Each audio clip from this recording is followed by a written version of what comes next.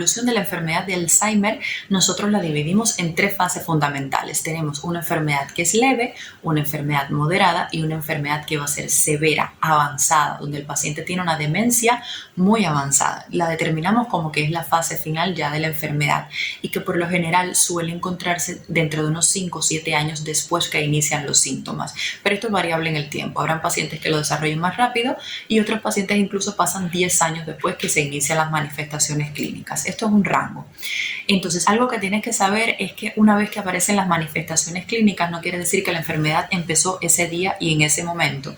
No, en realidad los cambios anatómicos, o sea, el depósito de esas placas de amiloide, la formación de esa red de neurofibrillas que va transformando todas las estructuras cerebrales y que va convirtiendo al cerebro en una estructura atrófica con un volumen más pequeño, con pérdida de todas sus funciones. Bueno, todo este proceso comienza unos 8 o 10 años antes de que aparezcan las manifestaciones clínicas. Ya cuando aparecen las manifestaciones es porque órganos como por ejemplo o estructuras como el hipocampo ya tienen cambios importantes que han inducido la aparición de manifestaciones. Y hablando del hipocampo, esta es una estructura familiar que se encuentra en el centro de nuestra cavidad craneal, en lo más profundo de los lóbulos temporales y que, como ya vimos anteriormente, se iba a encargar de 3 funciones fundamentales: de la función inhibitoria, de la memoria, y también se iba a encargar de la percepción del espacio, del reconocimiento del espacio donde se encuentra el individuo. Por tanto, cuando ya mi hipocampo está afectado por estas estructuras, las primeras manifestaciones clínicas que yo desarrollaría si voy a ser un paciente que voy a desarrollar Alzheimer sería precisamente alteraciones en la memoria, alteraciones en las funciones de inhibición y alteraciones en el reconocimiento de los espacios. De esta manera podemos ver que los pacientes al inicio empiezan con problemas para recordar eventos recientes.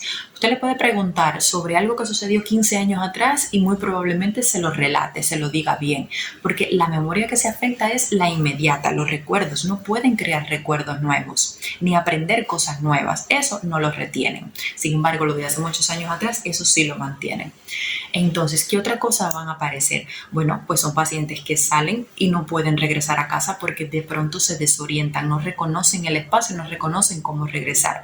Esto fue una de las manifestaciones primeras que presentó August Deter cuando fue diagnosticada de aquella enfermedad que aún no se llamaba Alzheimer, pero que hoy sí. ¿Qué otra cosa aparece? Trastornos en el lenguaje. De pronto estas personas van a comenzar con dificultad para poder recordar algunas palabras o quizás, digamos, le dices que escriban algo y lo hacen muy lentamente, tienen dificultades para poder escribir correctamente, tienen también trastornos para poder interpretar cálculos, para poder relacionar conceptos, o sea, empiezan con una lentitud del pensamiento. Estos pacientes hacen confabulaciones. ¿Qué es esto?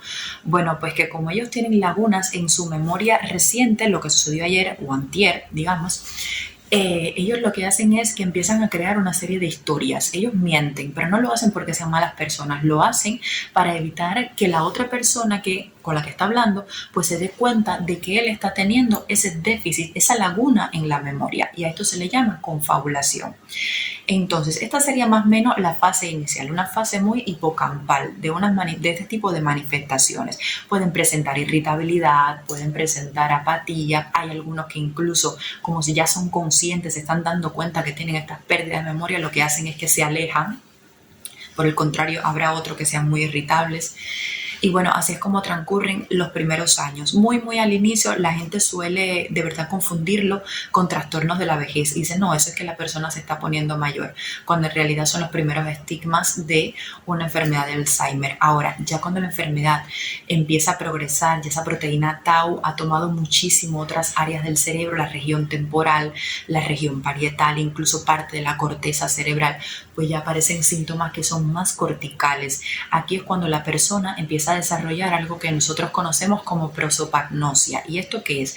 Pues que le es imposible reconocer la cara de quizás familiares que ha visto toda su vida, o quizás empieza con dificultades para poder observar el medio, su propia casa, y reconocer dónde está cuando está incluso en su propia casa. Tiene también dificultades ya para poder, apraxias es como se llama, la apraxia del vestir, no puede vestirse correctamente, y aun cuando nosotros le digamos, a ver, mire, póngase esta camisa, Él sabe lo que le estás diciendo, pero no lo hace. Tiene sus músculos bien, él puede incluso saber lo que le estás diciendo, pero no lo puede hacer porque tiene un daño neurológico que se lo impide. Y por otra parte, ya aquí sí hay un deterioro de la memoria completamente. Ya el paciente no puede incluso relacionar un objeto con la palabra que marca su significado. Le dices, dame el bolígrafo, y el bolígrafo está al lado y él no sabe que esto es el bolígrafo porque no relaciona la palabra bolígrafo con el objeto. O sea, tiene ya realmente una ruptura de las funciones de comprensión, de interpretación, ya que iba siendo una persona realmente dependiente de otra. Todavía quizás pueda ir al baño, pero ya necesita ir con otra persona. Son pacientes también que se van a mostrar muy apáticos, pueden ser violentos. Ya estas personas, si duermen, por ejemplo, solos en la habitación, ellos pueden perfectamente levantarse y salir y caminar y deambular y no saber ni cómo regresar. Tienen una desconexión absoluta del medio. Son pacientes realmente de muchísimo cuidado. Y es una de las fases más difíciles para la familia porque todavía pueden deambular por sí mismos y se exponen a muchísimos, pero muchísimos riesgos. De hecho, las personas con Alzheimer no fallecen directamente de la enfermedad de Alzheimer, sino fallecen debido a que se exponen a muchísimos riesgos y ellos no saben ni cómo enfrentarlo. Y uno de estos es eso mismo, que se levantan, se paran y a lo mejor, bueno, hay que estar en la calle, los carros se pueden caer, un trauma craneoencefálico, se pueden fracturar la cadera, pueden pasar muchísimas cosas. Entonces, bueno, estos serían los síntomas de una enfermedad moderada. Y ya la fase final, que sería la demencia avanzada, ya cuando la enfermedad está demasiado avanzada, ya un cerebro completamente atrófico, pues estos pacientes hacen más bien una vida cama-sillón. Estos son pacientes que están confinados a la cama, que ya no controlan esfínteres, que hacen úlceras por presión, las llamadas escaras.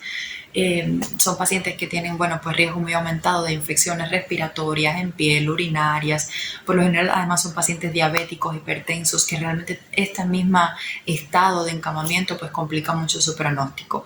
Aquí sí que hay una desconexión absoluta, son 100% dependientes, no te van a responder. O sea, ya esta sería la fase máxima final de la enfermedad. Si deseas más información, te invitamos a que veas el programa completo en este canal de YouTube, Esquina Médica, haciendo medicina juntos.